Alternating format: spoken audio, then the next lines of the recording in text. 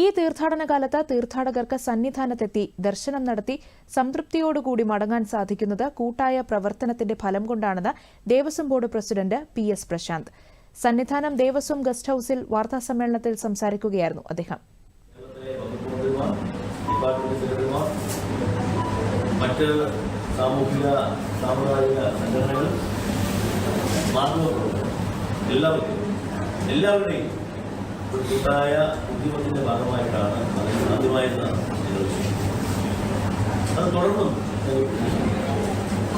നമുക്കറിയാം, നമ്മുടെ മണ്ഡലകാലം കഴിഞ്ഞ വർഷത്തേക്കാൾ 4,45,908 പേർ ഈ തീർത്ഥാടന കാലത്ത് കൂടുതലെത്തിയെന്നും അദ്ദേഹം പറഞ്ഞു. ഇത്തവണ സ്പോട്ട് ബുക്കിംഗ് വഴി 5,33,929 പേരും പുല്ലുമേട് വഴി 69,504 പേരും എത്തി. നാളെ പമ്പയിലെത്തുന്ന തങ്കയങ്കി ഘോഷയാത്രയെ ദേവസ്വം മന്ത്രിയുടെ നേതൃത്വത്തിൽ സ്വീകരണം നൽകുമെന്നും അദ്ദേഹം പറഞ്ഞു.